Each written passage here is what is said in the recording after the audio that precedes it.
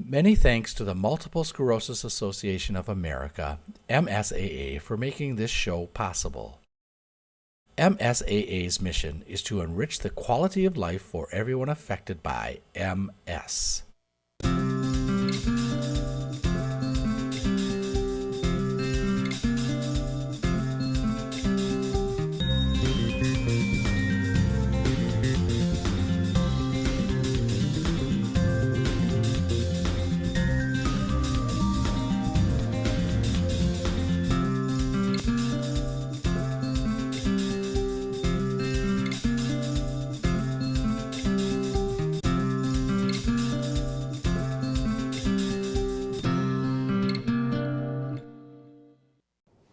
Hello and welcome. We're going to be talking tonight about the disease of multiple sclerosis, an autoimmune disease that affects more people in the upper Midwest proportionately than other parts of our country.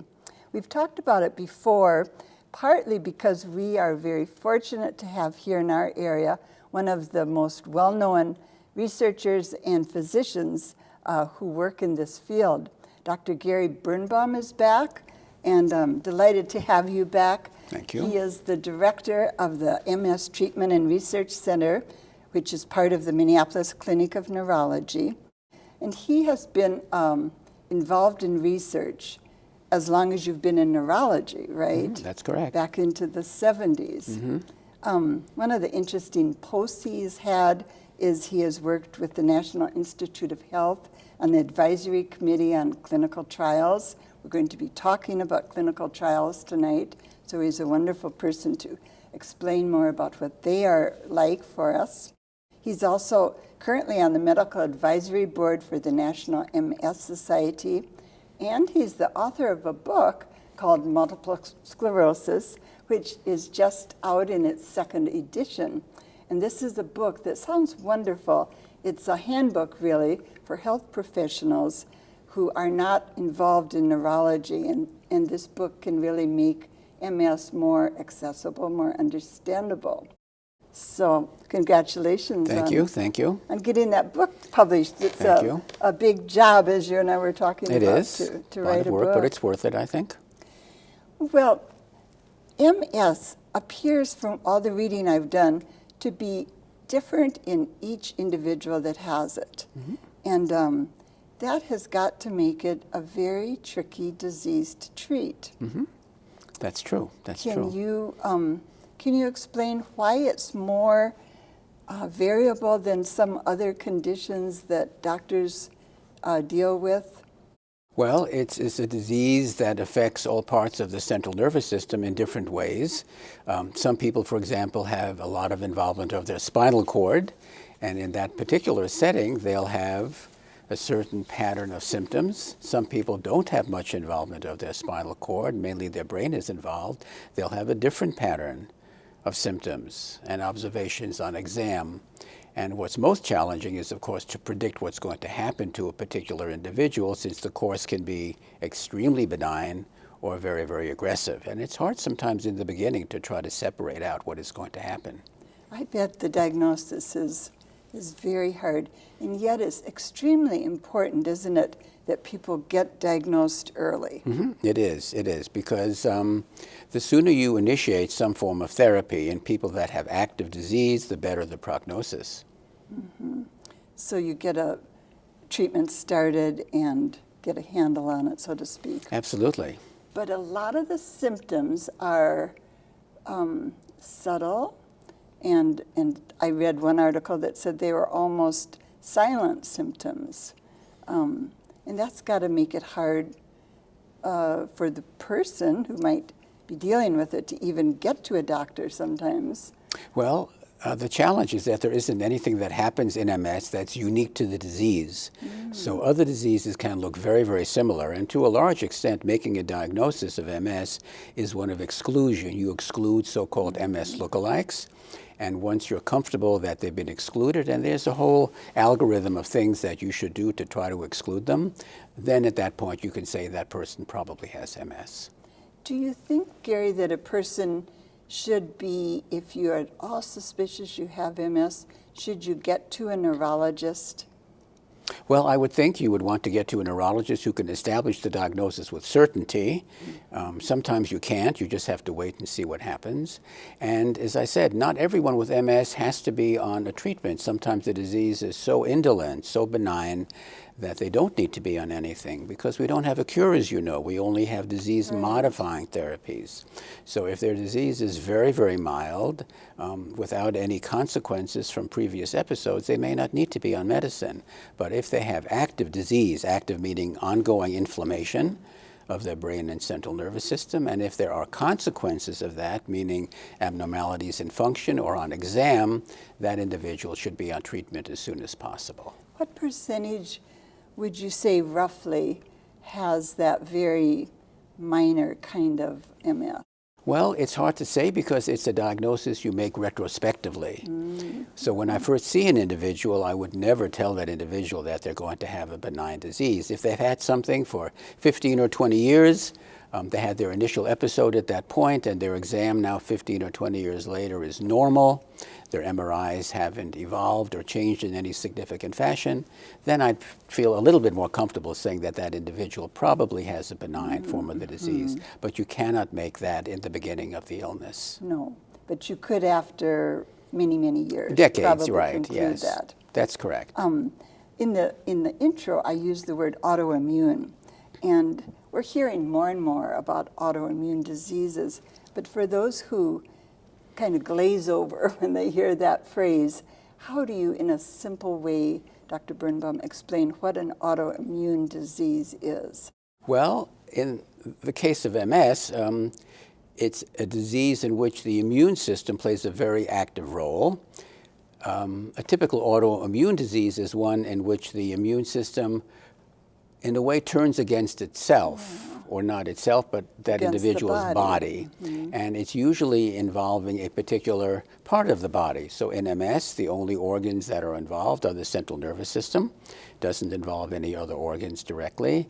With rheumatoid arthritis, it's the joints. In a disease, for example, like lupus, it can involve the joints and connective tissues. They're all different. We all know that the immune system has, if you will, gone astray. It's not necessarily weaker or more susceptible to other things. People think because you have an immune disease, your immune system is weaker. That does not have to be the case at all. Interesting differentiation. It just isn't focused as well as it should be, and so begins to attack parts of its own body. So rheumatoid arthritis, lupus, MS are all autoimmune diseases. Right, certain obviously. thyroid diseases also. Correct. There's a large number of them. Others. With the clinical trials that you've been part of, that you are aware of, there are some promising things right now on the horizon. And I'd love to hear about some of the ones that you're excited about. Well, a clinical trial is a major effort. There are 4 phases to a clinical trial. Actually, there are 3 main ones, and then there's what's called a phase 4, which is post-marketing, after the drug is out in the public. First, there's the phase 1 trial, which is just a safety trial, so that normal individuals are given a drug just to see if it does anything that might be potentially harmful. Then there's a proof of concept trial, phase 2 trial, where a drug is given to a group of individuals with the disease that you're trying to establish a treatment for. And it can be a smaller trial, and you look to see if there's any benefit at all. That's a phase 2 trial. A phase 3 trial is a large multi-center trial with a large number of individuals, and you have to have a control group. As you know, MS, as we just mentioned, has a very variable course, and you need to have something to compare it to. So you need to have a control group, which can either be another medication that we know is effective, or it can be a placebo, which would be a non-active medication or a non-active compound, and you have to compare it. And it has to be for a sufficient length of time. You know, MS is not a disease that evolves over a matter of weeks or months. It takes years to develop the full pattern of the disease. So a clinical trial for MS has to be at least 2 years and ideally 3, but they're very expensive. So most clinical trials are only for 2 years, which may not be enough time to really get a good feeling for what happens. Is that 2 years Dr. Birnbaum, for the all the phases? No, just for Or the just phase for the 3. third phase? So the phase 1 trial can be short. Is the drug harmful at all? Phase 2 trial, a proof of concept trial, can be for 6 months or Okay. even just a year, and you have different outcomes. For the phase 3 trial, the Food and Drug Administration requires you have a clinical outcome. So you can't have an outcome based upon MRI scan, for example. And that takes time. And that's the one where you have the 2-year, hopefully 2-year minimum. I would think a 2-year trial would be the minimum for any phase 3 clinical trial if you really want to show that it does anything. Right now, in the world of MS, roughly how many clinical trials are going on? Do you have any idea? Oh, I would say at least 30 or 40 clinical trials, really? yes, with many different medications. Most of them are involving persons with the relapsing remitting form of the disease, which is the most common presenting form of the disease. There are a few clinical trials, which in my opinion are very exciting, in persons who have what's secondary progressive MS. And that is a phase of the disease that evolves in about half of individuals who begin with the relapsing remitting form. There are 4 kinds of MS, roughly, and they're close in some ways in definition, and yet as a physician, I'm sure they don't feel so similar. But the meds that are out there right now are really only developed for the people in the remitting, relapsing category. Is that correct? Yes, that's correct. It's now called relapsing MS. So there has to be active inflammation. All of the drugs we have available at the present time are aimed at reducing active inflammation in the central nervous system. With secondary progressive MS, there isn't any new active inflammation going on. It's sort of an indolent process of more degeneration, if you will, rather than active inflammation. And unfortunately, we don't have any treatments for that. That's very discouraging, I'm sure, for It is. patients It's very, who very discouraging. have that label. But there are trials that are now suggesting that there may be something in the offing. I think they're phase 2 trials. They haven't reached the stage of being a phase 3 trial, so we still have to wait and see what happens. But there's some interesting observations that maybe there are drugs that could have an effect. That's exciting to hear that. Very I mean, exciting. As a physician and as anybody with MS, or if you know anyone who has MS, that's good to hear. Are there some pros and cons for the patient in terms of taking part in a clinical trial? Are there some things you would say to a family member, be sure you think about this, and then likewise some of the positives? Well, MS is a disease only of humans. So even though there are indeed some animal models that in a way mimic MS, they're not MS. So the only way we're ever going to learn anything is if people with MS participate in the clinical trials. Now, we have a bunch of treatments for MS now, so a placebo-controlled trial in America really is going to be very difficult to do for obvious ethical reasons. You can't put someone on an inactive substance if they have a form of disease that's amenable to therapy. So if a person enters a clinical trial and there's an acceptable therapy, it should not be a placebo-controlled trial, at least not for the long term. It may be ethically acceptable if they're just in it for 6 months, just to sort of have some idea of whether it does anything or not. But a 2-year trial with placebo would not be acceptable. So that's an important question yes. for someone to ask. Yes. Whether you're considering something in the field of MS or any field, Any right? disease, correct. Any disease. Is there any treatment that I should be having rather than being in the clinical trial that's established? If there is, then you can still enter the clinical trial, but you have to be aware that you're making a decision. You may not be getting that particular compound or drug. Then it has to be a sufficiently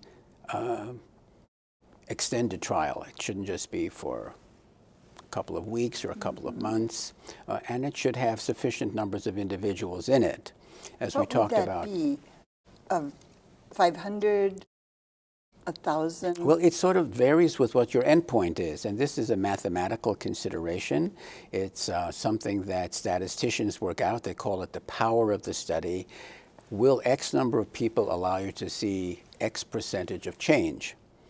And it depends upon what your outcome is, if it's walking, if it's disability, if it's relapse rate. Those are all variables that may be outcomes of a clinical trial.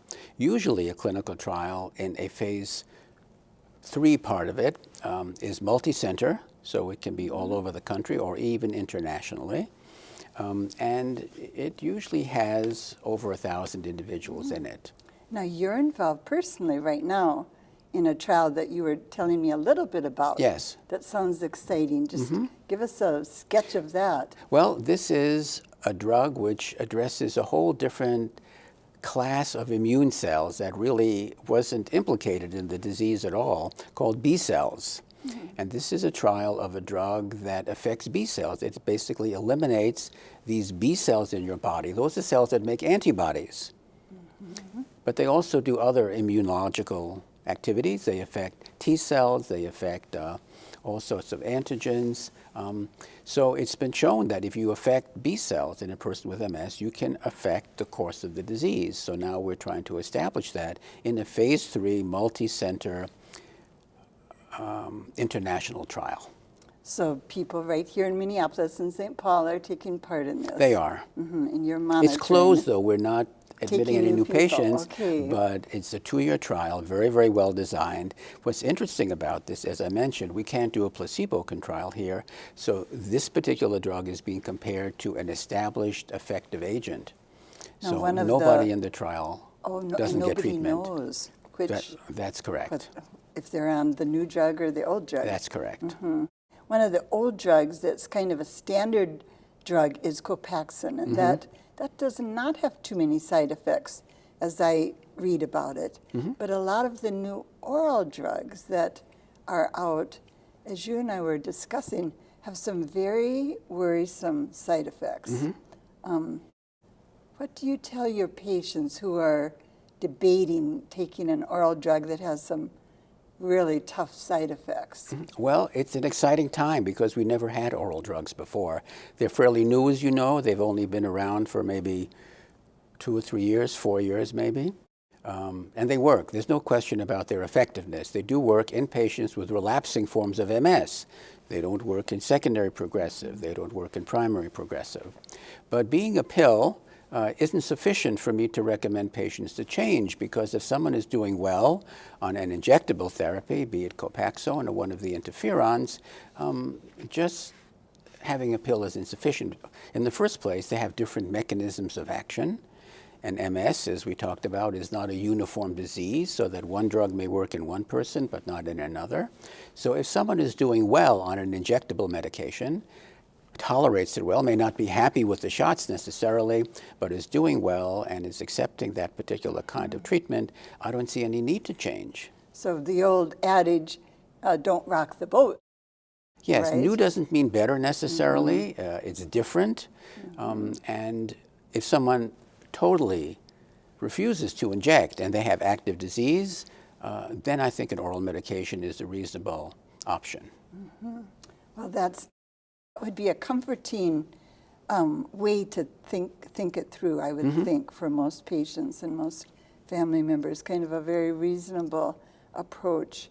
But some of the side effects are things like heart problems, cancer, I mean, some really scary things, although, as someone pointed out recently to me, side effects can be a very small percentage of people who experience that horrible side effect. Yes. Now, all of the oral medications are immune suppressants, meaning they suppress the immune system in different ways. They have different mechanisms of action.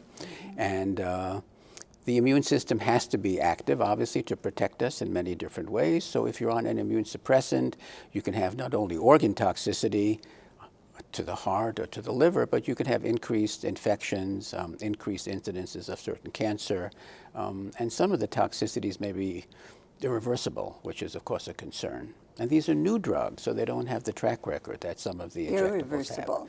Irreversible, correct.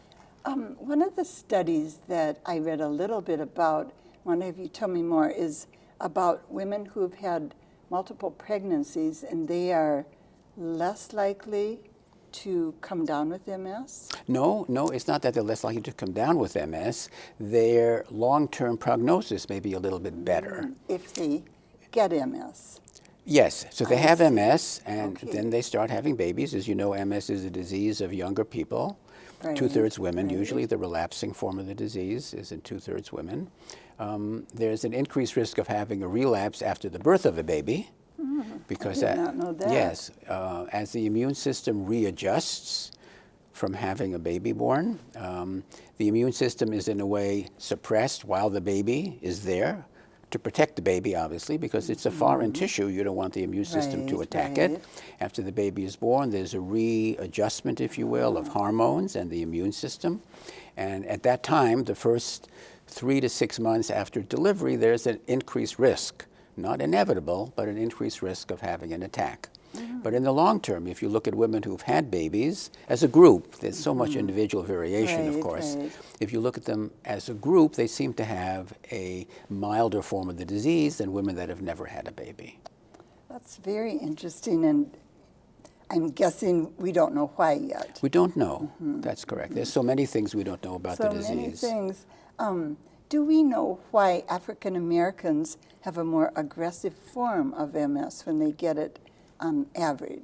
We don't know that, but that's been well established now. Okay, so another So there must be a genetic question. series of events that occurs in those individuals that makes the disease, as a group, somewhat more severe. The last time you were here, we talked a little bit about the genetic connection or lack of it. Is there any more information about how important that is for people? If you have someone in your family who's a near relative, your chances of having MS, if they have it? Well, there is a very strong genetic component to the disease. There are two groups of genes. There are genes that increase susceptibility, that makes you more likely to have the disease, and there are genes that are actually protective, that make it less likely to have the disease. So you And hope you have the protective kind. Well, since you get half of your genes from each of your parents, you can have a combination of the two. You can have Sure. protective genes from one and susceptibility genes from another. How they interact becomes very important. We don't know how they interact. We do know that environment has a very important role to play, however, in, number one, affecting the genes and in the development of the disease. Including in the big term environment, does stress play much of a role that we know of, Dr. Birnbaum? Well, all of us have that, of course. I've never found anyone who hasn't had some form of stress. What it does, though, I'm not sure it causes an attack at this point. It can make symptoms worse. So persons with MS may have scars in their central nervous system that are well compensated. They're doing great. They feel well. Then all of a sudden they're under a lot of stress, family illness, an infection, any kind of superimposed bodily stress, and the scar decompensates. Then they begin to have old symptoms come back. That's called a pseudo-exacerbation, a pseudo-flare. I don't treat those with medication because they're not new inflammation. So stress can make symptoms worse, but it's not new damage, it's old damage that's Okay. decompensating. That's a very important differentiation, Sure, isn't it? absolutely. Interesting. I taught some stress management classes for quite a long time for Park Nicollet and Abbott Northwestern, and the research I did made me come to believe that almost every medical condition is affected by stress, Sure. either as a trigger or as a condition that gets worse because of stress. So this Can't fits avoid it. into the latter. It's Yeah, true. that's true. We can't. The cost to treat MS is huge. Are insurance companies picking up most of the tab right now? Yes. The cost of MS medicines is very high. It's doubled in the past 5 years. Has it really? And no one is really sure why, because some of the medicines have been around for decades. And they shouldn't be that increasingly expensive, but I think it's a matter of meeting what the marketplace is able to afford, which is an issue, because MS is probably a disease where many different disease processes are going on at the same time. And we may need to have combinations of treatments at some point, because if you have a drug that addresses only one facet of the disease, you're not really dealing with other facets of the disease that might be equally important. But if the costs continue to be so high, it'll be impossible to get combination treatments. Well, that's a very important thing to look at, isn't it, ahead of time? Very, very important. And very expensive right now is about $48,000 a year, I understand. That's correct, for most of them, for just one drug. For one drug. We need to take a break here and give the audience some more information so that if you are interested in learning more, and I'm sure you are after hearing Dr. Birnbaum, you can go to, first of all, the Multiple Sclerosis Association, it's hard to say that fast, it is. of America website, and that address is www.mymsaa.org. And they have a 800 number too, you can call that. It is 532-7667. And I want to also mention, we mentioned it earlier, but we have on the screen here Dr. Birnbaum's book called Multiple Sclerosis, and that's available via Amazon. I think you can track it down quite easily. So look for that if you are a health professional or a patient or a family member who wants to learn more about the disease in a nice one-place kind of way that you can look up your questions. Well, we have just a minute left. Is there any one thing you would want to tell a patient right now who's sitting there listening and saying, oh, I hear some hopeful things, I hear some worrisome things? Well, you know, this is a very exciting time. When I began in the field of neurology, there was no treatment for MS. Now we have at least 9 different ones. I don't use all of them for various reasons, but they're available out there. And I think we will, in the next, say, 5 or 10 years, have a breakthrough in treating secondary progressive MS, which is becoming an increasingly difficult area to really address. Well, that is very hopeful and exciting, as you say. It is very exciting. Well, thank you so much for coming pleasure. back. And my pleasure, joining as always. me again. Thank you, thank you. I've learned a lot, I always do. I'm sure you have learned too from Dr. Birnbaum. Thank you for being with us. I'll see you again next week. Until then, have a good week.